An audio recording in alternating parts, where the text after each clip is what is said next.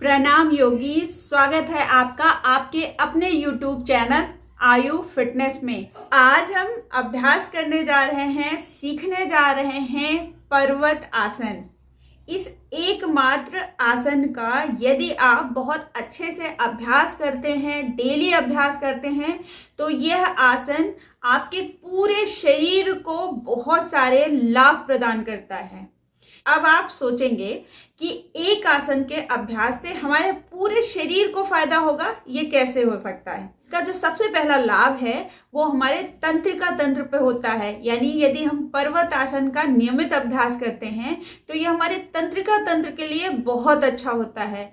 और तंत्रिका तंत्र यानी कि न्यूरो सिस्टम ये हमारा जो शरीर है, हमारी जितनी भी गतिविधियां हैं वो सभी कुछ हमारे न्यूरो सिस्टम के द्वारा यानी हमारे तंत्रिका तंत्र द्वारा ही संचालित होती हैं। इसका दूसरा लाभ हमारे चेहरे को होता है। हमारे फेस पर एक प्राकृतिक चमक आती है जिससे हमारा फेस बहुत सुंदर दिखता है।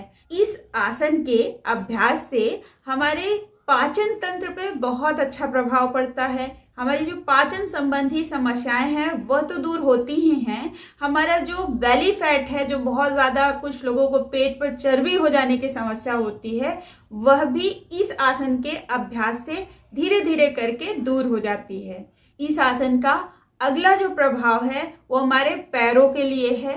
यानी कि जो हमारे पैर हैं उनमें अगर बहुत ज़्यादा स्टिफनेस है, थोड़े अकड़न सी है, तो हम यदि पर्वत आसन का नियमित अभ्यास करते हैं तो वो स्टिफनेस दूर हो जाती है और हमारे जो पैरों की फ्लेक्सिबिलिटी है वो भी इंक्रीज होती है। इसके साथ साथ पर्वत आसन का बहुत अच्छा प्रभाव हमारी जो स्पाइन है, जो हमारे शरीर को एक आधार प्रदान करती है, उस पर भी पड़ता है। इससे हमारी स्पाइन की जो फ्लेक्सिबिलिटी है वो इंक्रीज होती है और उस पर भी इसका बहुत अच्छा लाभ होता है।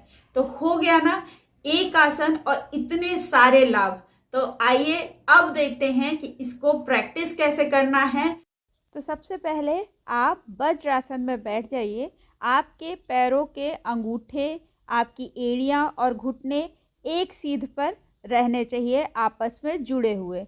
अब आप अपने हाथों को आगे रखिए। आपके जो हाथ के पंजे हैं, आपकी जो कोहनी है और कंधा, ये भी एक सीध में होना चाहिए, बहुत आगे या पीछे नहीं होना चाहिए। अब आप अपने दोनों अंगूठों पर धीरे धीरे करके खड़े हो जाइए। अब आप देखेंगे कि आपकी जो शरीर की पोजीशन है वो एक माउंटेन की तरह यानी कि त्रिकोणाकार हो जाएगी। इसे माउंटेन पोज भी कहा जाता है।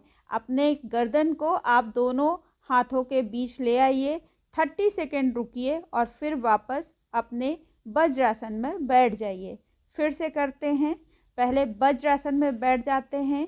आपके अंगूठे और आपके घुटने आपस में मिले हुए होंगे। आपके हथेली, आपका कोहनी और कंधा एक सीध में। अब आप अपने अंगूठों के बल खड़े हो जाएं, जिससे कि आपके शरीर की स्थिति त्रिकोणाकार में बन जाएगी। आपकी जो एड़ियां हैं वो पूरी तरीके से ज़मीन पर लगी होगी, गर्दन आपके हाथों के बीच में, और आप अपनी नाभि की तरफ देखें। 30 सेकेंड के लिए रुकें और फिर अपनी वापस पोजीशन। यदि आपको हमारा आज का यह वीडियो पसंद आया हो तो आप इसे एक लाइक दें, अपने फ्रेंड्स, फैमिली, परिवारजनों के साथ इसे साझा करें। आपसे मिलते हैं अगले वीडियो में, तब तक के लिए नमस्कार।